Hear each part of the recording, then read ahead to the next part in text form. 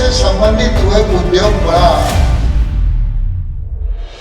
खेती में जितने उत्पाद होते हैं, बकरी पालन हो, चाहे सुअर पालन हो और चाहे गाय पालन हो, ये किसानों से एकदम जुड़ी हुई है।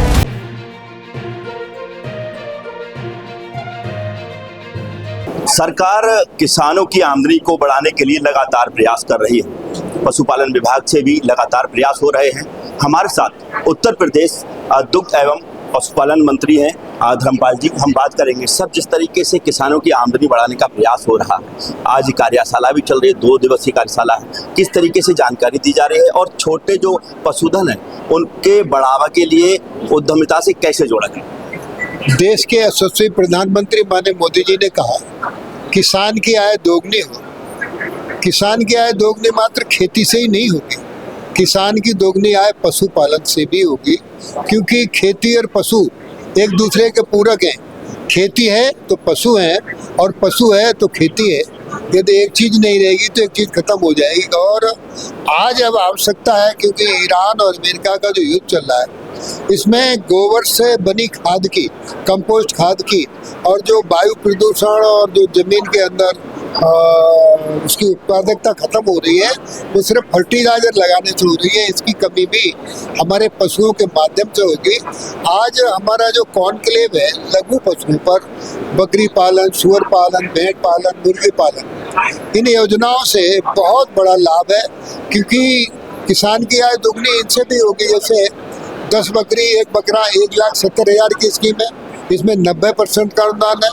1 करोड़ तक की योजनाएं हमारे मुर्गी पालन की तक भी है, और बकरी पालन में अन्य विभिन्न तरीके की योजनाएं हैं जो आज लाभकारी है। हमारे कॉन्क्लेव में यहाँ बताने का काम होगा। ये 2 दिन रहेगा।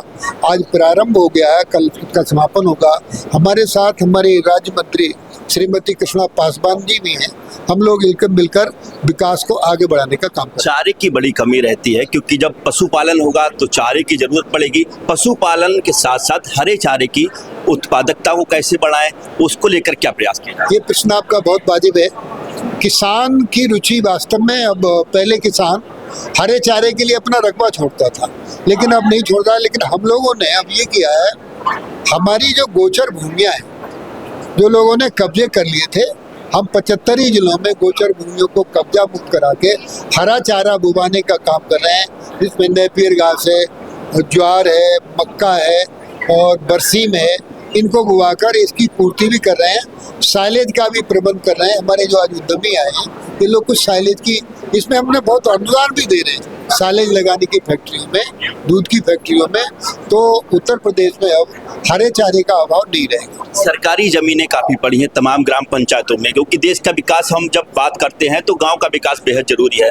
जो ग्राम पंचायतों में सरकारी जमीनें पड़ी हैं, क्या उसको हरे चारे के विकल्प के तौर पर हम यूज कर सकते हैं? हाँ, अभी हमने मंत्रिमंडल ने, मंत्रिपरिषद में माननीय मुख्यमंत्री जी ने ये पास कर लिया है कि हम चारे के लिए, यदि कोई वन की भूमि है, हमारी गांव पंचायत की भूमि तो हम लेंगे भी, लेकिन वन विभाग में भी कुछ ऐसी भूमि है तो चारे के लिए उसको भी लिया जा सकता है। ठीक, तो देख सकते हैं जिस तरीके से सरकार लगातार पशुधन को बढ़ावा दे रही है, और इस पशुधन के साथ ग्रामीण क्षेत्र में रहने वाले तमाम किसानों को उद्यमिता की ओर बढ़ावा दे रही है और उनकी आमदनी बढ़ाने का प्रयास कर रही है। वहीं दूसरी ओर हरे चारे की उपलब्धता के लिए भी तमाम प्रयास किए जा रहे हैं, जिससे ग्रामीण क्षेत्र में रहने वाले तमाम किसानों को पशुपालन के साथ साथ हरे चारे की कमी ना हो।